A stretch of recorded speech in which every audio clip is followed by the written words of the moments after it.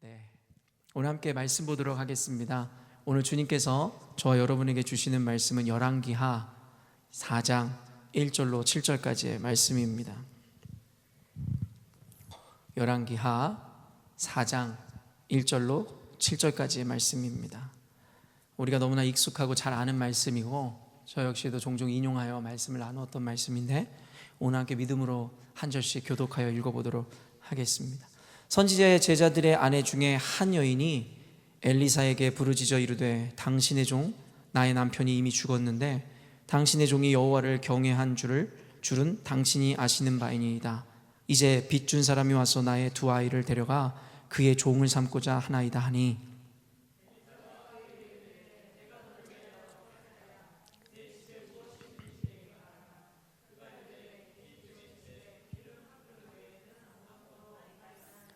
이르되 너는 밖에 나가서 모든 이웃에게 그릇을 빌리라. 빈 그릇을 빌리되 조금 빌리지 말고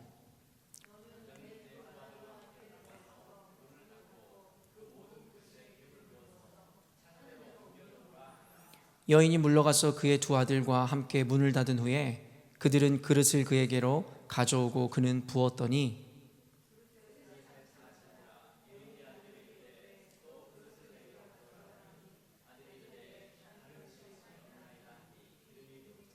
함께 읽겠습니다.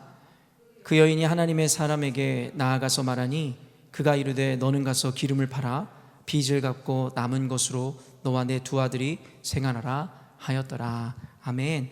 오늘 열왕기하 본문 말씀을 통해서 한 선지 생도의 아내라는 제목으로 그 여인의 삶을 또 비추어 우리에게 주신 하나님의 그 말씀들을 함께 나누도록 하겠습니다.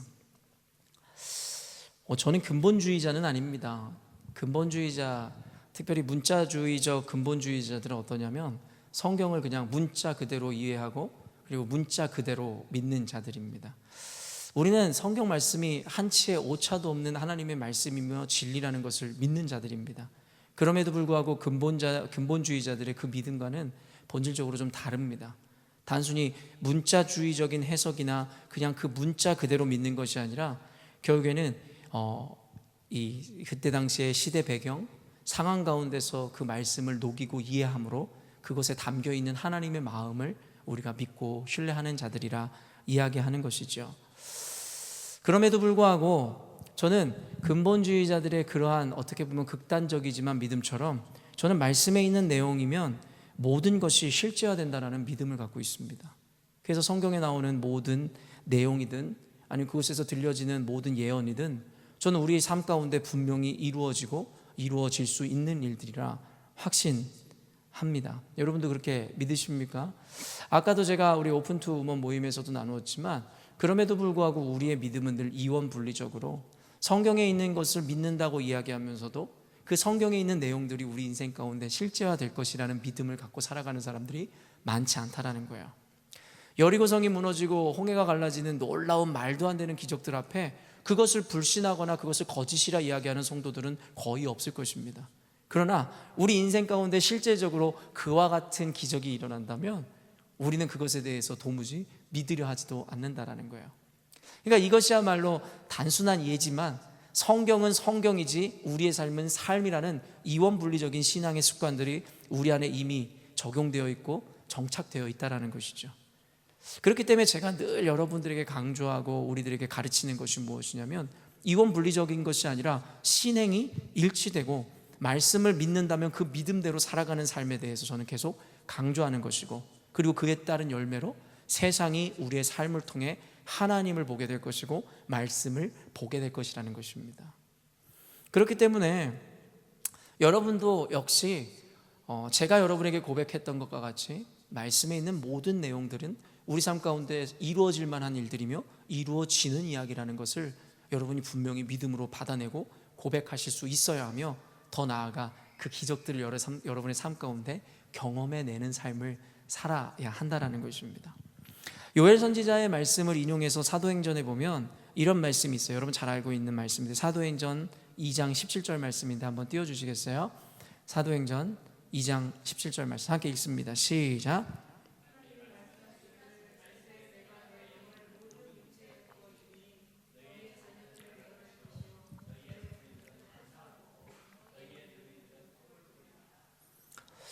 저는 오늘 이 요엘서에 인용된 이 말씀을 통해서 제가 생각하는 것은 무엇이냐면, 결국에는 오늘 현재를 살아가는 지금 우리들의 나이가 어리든 연소하든 아니면 나이가 많든 관계없이 우리는 모두 꿈을 꾸고 도전하는 삶을 살아야 된다라고 저는 믿습니다. 언젠가도 여러분에게 나눠드린 것처럼 결국에는 그 꿈과 도전이라는 것은 할 만한 것이어서가 아니라 믿음에 의한 도전이기에, 우리가 지금 환경이 어떻든지 나이가 연소하든 아니면 나이가 많아 내가 무언가 할 만한 기력이 없다 할지라도 우리는 믿음 안에서 끊임없는 도전과 꿈을 꾸는 인생을 살아야 된다라고 여러분에게 누누이 강조했던 것입니다. 저는 저 스스로가 이렇게 규정합니다. 우리가 생을 마감하는 것은 나이를 먹어서 마감하는 것이 아니라 결국에는 꿈을 꾸지 않는 순간 우리의 영적인 생은 이미 마감된 것이라고. 그래서 결국에는 우리는 살아도 산 것이 아니다라는 것이 저는 이런 의미에서도 적용할 수 있다라고 생각하는 것입니다. 우리가 을의 나이를 먹어가면 우리 스스로가 생각하는 그 나이에 대한 어떤 고정관념이 있습니다. 이 나이 정도면 내가 집안채는 마련했어야 되고, 이 나이 정도 돼서 나는 은퇴해서 이제는 내 삶을 마무리해가며 내 삶을 누리고 즐겨야지. 각자가 정해놓은 어떤 기준은 성경에서 이야기한 기준이 아니라 사회적 통념 내지는 문화, 시대가 만들어낸 우리의 고정관념임을 우리는 알고 있습니다. 그러나 아는 것과는 다르게 우리는 모두 그저 세상이 만들어낸 기준과 방법에 따라 우리의 인생을 스스로 규정하고 제한함으로, 하나님께서 늙은이들도 노인들도 꿈을 꾸리라 이야기하셨지만 우리는 더 이상 꿈을 꾸지 않고 생을 미리 마감해 버리더라는 것이죠. 그러한 것에 대한 예는 사례의 이야기를 통해서도 알고 있듯이 결국엔 우리는 육체적인 한계, 내가 할 수 없다라는 것으로 인해서 꿈을 꾸는 것을 더 이상 이어가지 않는다라는 것입니다. 예전에 제가 어린 시절에 우리 청소년 때, 그리고 제가 대학생 시절에 유행했던 말 중에 Boys be ambitious라는 말이 있었어요. Boys be ambitious라는 말이 뭔지 알고 계시잖아요. 소년들이요, 야망을 가지라, 이런 뜻이에요. 꿈을 꾸라는 얘기겠죠. 근데 요즘 아이들은 이 야망이나 꿈 같은 것이 없어 보여요. 그리고 너무나도 지나치게 현실적이에요. 언젠가도 예를 들었던 것처럼 한 학교에서 설문조사를 해서 너희들의 꿈이 뭐냐, 되고 싶은 게 뭐냐 했더니 아이들이 첫 번째가 건물주가 되는 것이라고 이야기했대잖아요. 여러분은 말할 것도 없고 제가 어린 시절만 해도 우리는 허황된 꿈을 꿨습니다. 모두가 대통령이 되고 싶어 했어요. 사실은 한 나라의 대통령은 단 한 명뿐인데 한 반의 대통령을 꿈꾸는 애가 몇 명이었는지 모르겠어요. 모두가 의사, 변호사, 판사, 과학자들을 꿈꿨어요. 우주인이 되는 것도 꿈꾸기도 했었죠. 너무나도 허황된 꿈이고 모두가 대통령이 될 수는 없는 것은 사실이었는지 모르겠지만 결국엔 그 아이들이 꾸는 꿈이 그들의 아이들의 인생을, 열정을 북돋아주기에 충분한 목표였던 것은 사실이죠. 그런데 요즘 아이들은 너무나도 현실적입니다. 꿈이라는 것은 그 아이들에게는, 야망이라는 것은 어울리지 않아요. 그저 그냥 건물주가 되는 것, 그저 현실적으로 배골치 않고 사는 것. 어느 순간인가부터 야망을 그리고 꿈을 꾸는 아이들이 사라져가기 시작하더라는 것이죠. 여러분도 잘 알고 있는 론다 번이라는 작가가 지은 그 The Secret, 이 비밀이라는 책을 여러분 잘 알고 계시잖아요. 그 비밀이라는 책에서 그 론다 번이 이야기하는 것은 무엇이냐면, 내가 믿고 꿈꾸고 지향해서 나아가면 우주의 기운이 나를 돕는다는 이야기를 해요. 이 세상을 존재하고 내 육체를 구성하고 있는 모든 물질적인 모든 것들이 내 꿈을 향하여 나를 돕는다라는 그런 것이 비밀이라고 이야기하며, 그런 꿈을 꾸고 그렇게 야망을 가질 때에, 목표를 가질 때에 결국에는 세상의 모든 것이 나를 도와 내가 그 꿈을 이루게 한다라는 성공의 비밀이라고 하면서 그들이 적어놓은 것이 바로 The Secret이라는 책에서 이야기하는 하나의 선언인 것입니다. 사실 일반적인 성공을 거둔 이들의 이야기를 듣다 보면 사실은 이 성경에서 이야기하는 원리를 깨달은 자들이라는 것을 알게 돼요. 무슨 말이냐면, 이런 세상을 창조하신 분이 누구십니까? 하나님이세요. 세상에 존재하는 원리들을 창조하시고 그 안에 섭리를 두신 분이 누굴까요? 하나님이세요. 하나님은 이 보편성이라는 원리 가운데서도 섭리하고 역사하심으로 우리들에게 그 원리들을 주셨다라는 거예요. 그러면 하나님을 알지 못하는 자들이 발견했다라고 하는 그 성공의 원리라는 것도 사실은 하나님께서 우리 가운데 허락하신 그 원리들이라는 것이죠. 그래서 하나님께서는 분명히 이야기하잖아요. 로마서에서도 우리 인생 가운데 하나님을 알만한 것을 두셨다라는 거예요.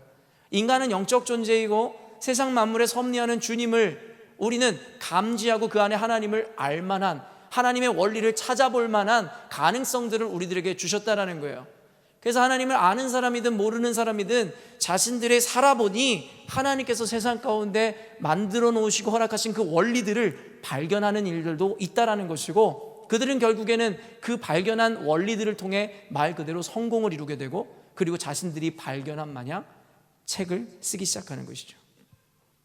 론다번이 비밀이라고 이야기하는 이 원리는 사실은 그가 경험을 통해 발견한 것이 아니라 이미 하나님께서 우리에게 허락하신 그 원리를 그가 경험을 통해서 그냥 알게 되었을 뿐이라는 것입니다.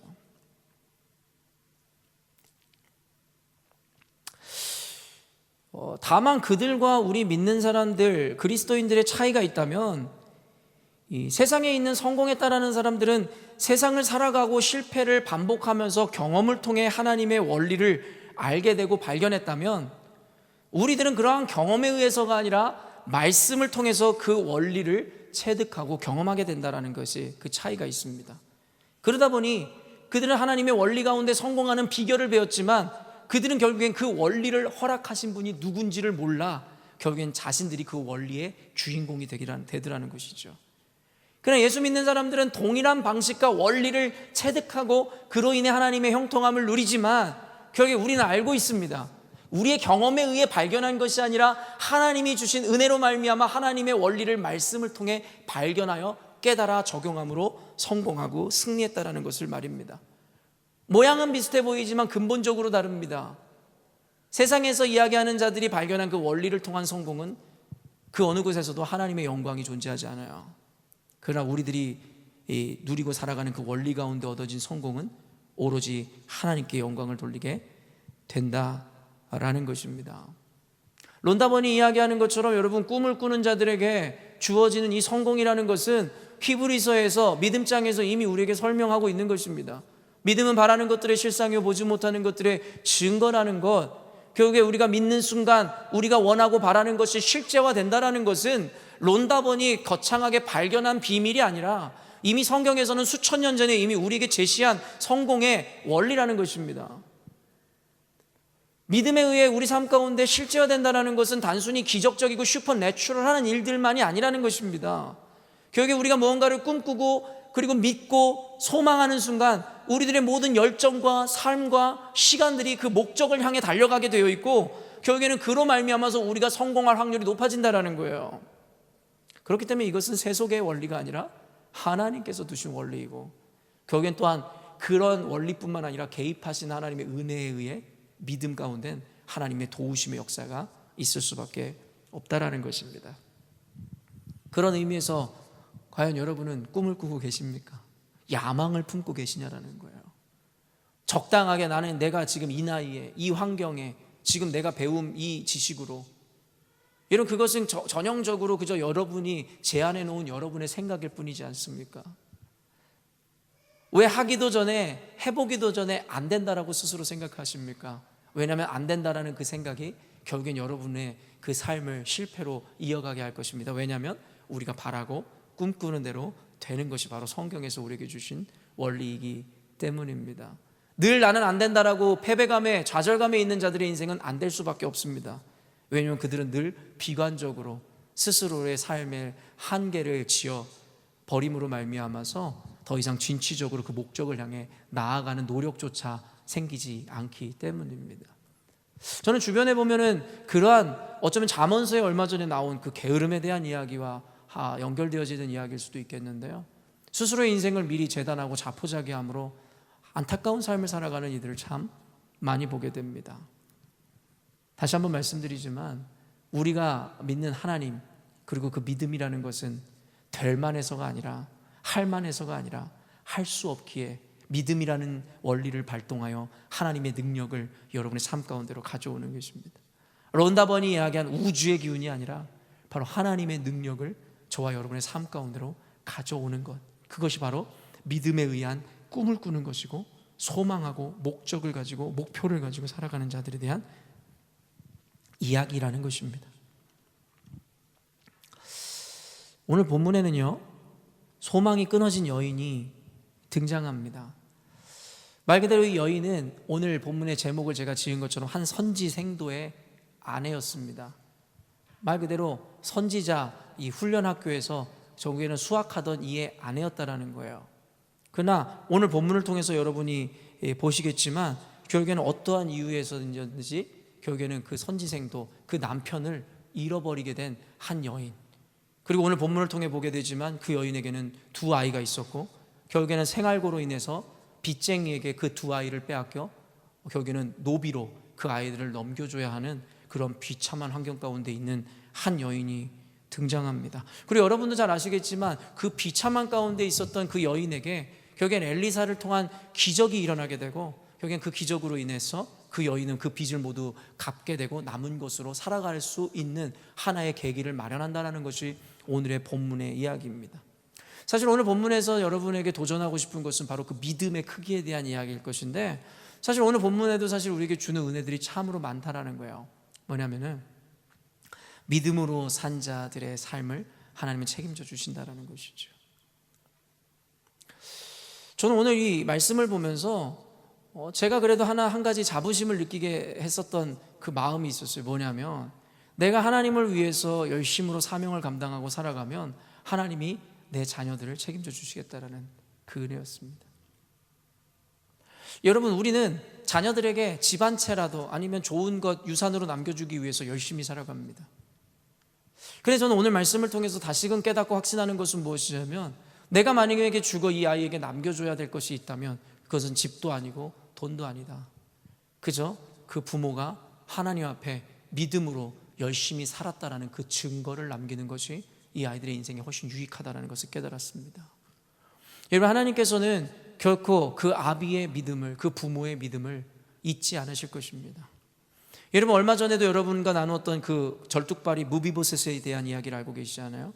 그 자녀들에 대한 환대는 결국엔 그 아버지의 믿음과 신뢰로부터 시작되었음을 우리는 알고 있습니다. 구레네 시몬의 여러분 그 십자가를 억지로라도 지었던 그 이야기를 우리는 알고 있죠.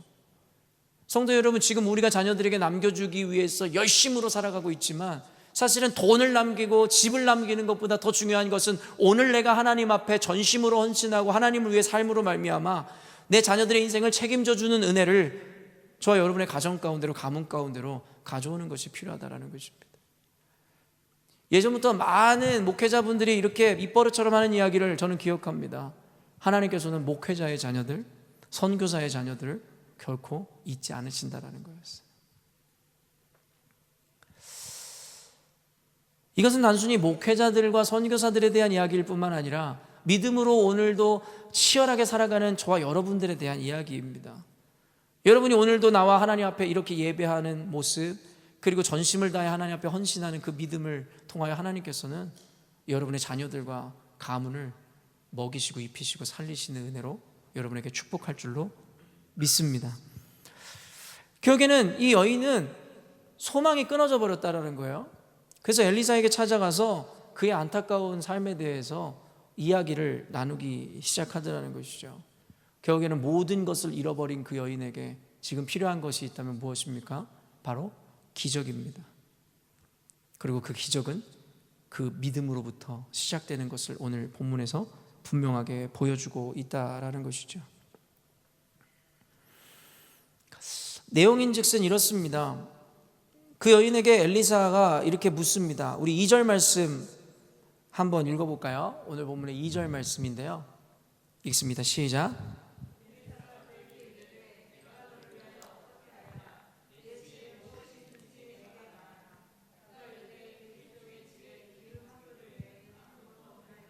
사실 오늘 본문에서도 나눠야 될 것이 많은데, 기적이라는 것을 경험하기 위해서는 여러분의 것을 내어놓아야 됩니다. 그리고 무언가가 준비되어 있어야 됩니다. 저는 이런 것을 다시 한번 잠언서를 빗대어 얘기하면 여러분의 노력과 최선이라는 가치를 여러분이 갖고 있어야 됩니다. 기적이라는 것은 아무것도 없는 데서 일어나는 것이 아닙니다. 그렇다고 해서 어떤 인간적이고 논리적인 어떠한 현실적인 것을 이야기하는 것이 아니에요. 여러분이 그저 내놓을 수 있는 무언가를 준비해야 된다는 것이에요. 많은 사람들은 단순히 기적만을 이야기하지만 골리앗을 무너뜨렸던 다윗이 준비했었던 물맷돌을 진 자가 누가 있느냐라는 것이에요. 여러분, 오병이어의 기적은 꿈꾸지만 한 소년이 갖고 있었던 5개의 물고기와 5개의 떡과 2마리의 물고기가 있었어야 했음을 우리는 잊어버리고 살아간다라는 거예요. 그저 최선이라는 같이 열심이라는 것은 다 잊어버린 채 하나님 왜 나에게 기적을 주지 않습니까? 라고 물어보는 사람들이 너무나 많다라는 것이죠. 하나님은 기적을 여러분에게 허락하십니다. 믿음에 의해서요. 그러나 그 믿음이라는 것도 아무런 근거가 없으면 안 된다는 것이에요. 적어도 여러분이 하나님 앞에서 그 근거를 가지고 있어야 하는데, 그것이 바로 이 여인에게는 기름 하나였다라는 것이죠. 기름 한 그릇이었다라는 것입니다. 여러분은 과연 그 기적을 옮겨올 만한 근거를 가지고 있냐라는 거예요. 그만한 하나님 앞에서의 어떤 최선의 가치, 여러분이 가진 것을 내어놓는 그 가치들을 여러분이 소유하고 있냐라는 것을 묻고 싶습니다. 결국에는 하나님께서는 엘리사를 통해 그가 내어놓은 그 그릇 한 그릇을 통해서 이제는 기적을 베풀어 주시기 시작할 것입니다. 그러면서 3절의 말씀을 한번 볼까요? 3절 말씀이에요. 시작.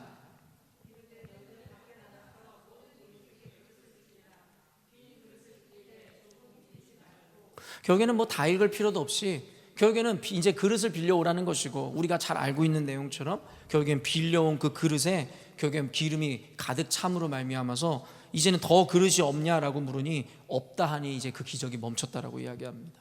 그러면서 이제 마지막 절을 보면 결국에는 그 기름을 팔아 빚을 갚고 결국엔 2 아들과 생활하였노라는 이야기입니다. 저는 여기서 오늘 이 여인의 믿음이 얼마나 컸는지에 대해서 이야기하고 싶은 것은 아니에요.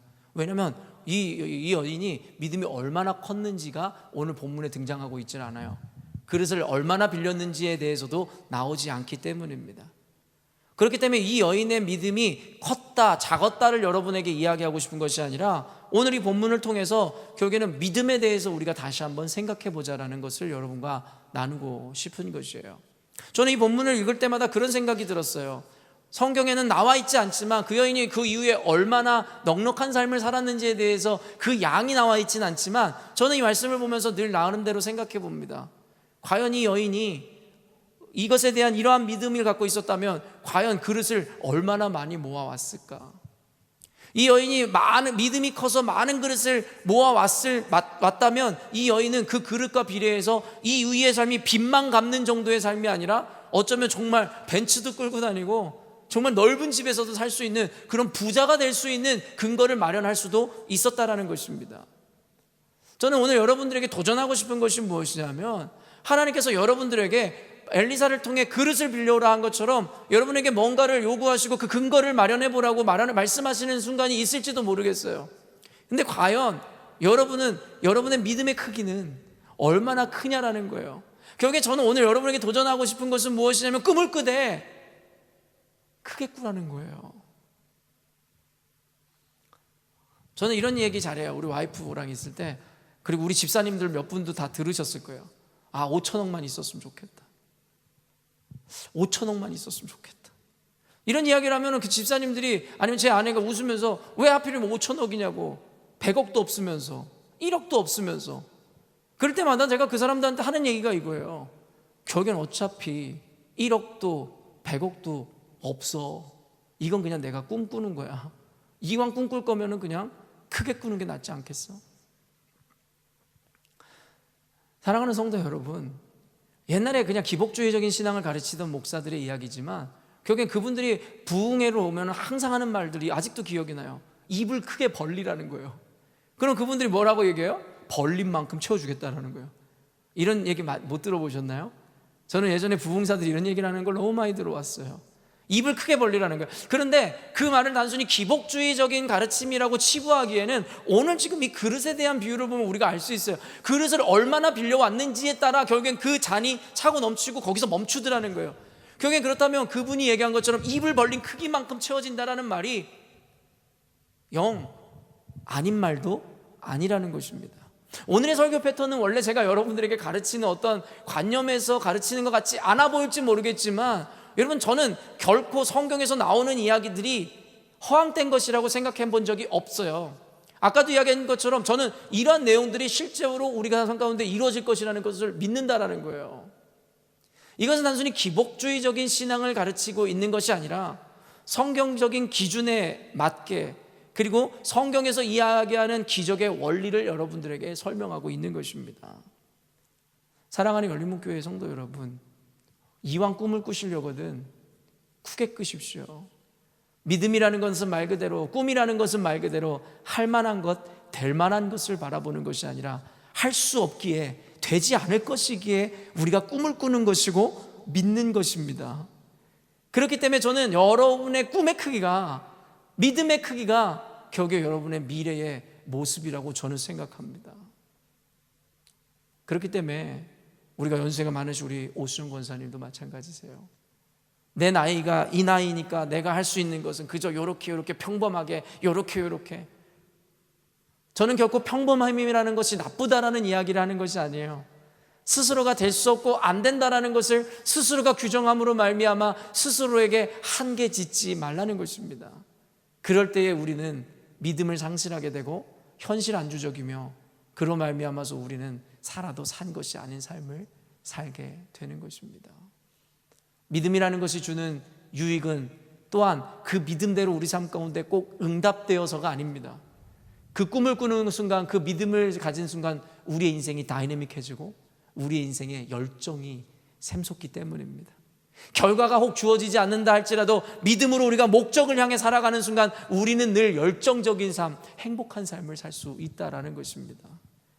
그렇기 때문에 믿음으로 사는 인생이 그러한 응답을 경험하고 성공하는 삶을 산다는 것은 단순히 결과론적인 것이 아니라 그 과정 가운데, 우리 삶 가운데 나타나는 은혜의 한 모습이기도 하더라는 것입니다.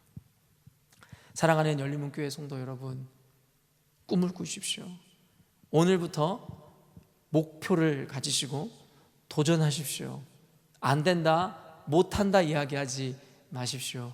왜냐하면 그것은 내가 하는 것이 아니라 하나님께서 우리 삶 가운데 이루시는 일들을 바라보는 것이기 때문입니다. 하나님은 능치 못하심이 없으심을 믿으시죠? 내게 능력 주시는 자 안에서 내가 모든 것을 할 수 있다라는 말씀. 결국에 오늘 그 여인이 아이들과 같이 이웃에 가서 결국에는 그릇을 많이 빌려왔을 거예요. 몇 개의 그릇을 빌려왔는지는 성경에 나와 있지는 않지만 저는 오늘의 말씀을 덧붙여서 여러분에게 설명하고 싶어요. 할 수만 있다면 이웃의 그릇뿐만 아니라 다른 나라에 있는 그릇까지도 여러분 모두 모아 오셔야 하는 것입니다. 하나님은 놀라운 일을 행하실 것입니다. 저는 이 순간도 믿습니다. 그래서 저는 오늘도 또 다시 꿈을 꾸고 도전하는 삶을 살아갑니다. 그리고 언젠가 제가 나이가 10년 후에, 20년 후에, 30년 후에 저도 언젠가는 이제는 어른이라는 이야기를 듣는 그 나이의 순간이 왔을 때라도 저는 확신합니다. 그 순간도 여전히 꿈을 꾸고 있고 믿음으로 도전하는 삶을 살고 있을 것입니다. 그러므로 사랑하는 성도 여러분, 믿는 자들에게 주어진 특권이라는 것은 우리의 환경과는 관계없이 무한한 꿈을 꿀 수 있는 은혜인 것입니다. 여러분 눈앞에 있는 펼쳐진 현실, 여러분이 가진 것, 여러분의 한계를 바라보지 마시고 그 안에서 믿음으로 주님을 바라보심으로 말미암아 우리 가운데 모든 걸 이루실 수 있는 주님을 의지함으로 삶 가운데 늘 열정적이고 늘 긍정적이며 목표 지향적인 삶을 살아갈 뿐만이 아니라 결국엔 그 믿음에 의한 그 열매와 결실들을 받아 누리시는 저와 여러분이 되시기를 주님의 이름으로 축원합니다. 함께 기도하겠습니다.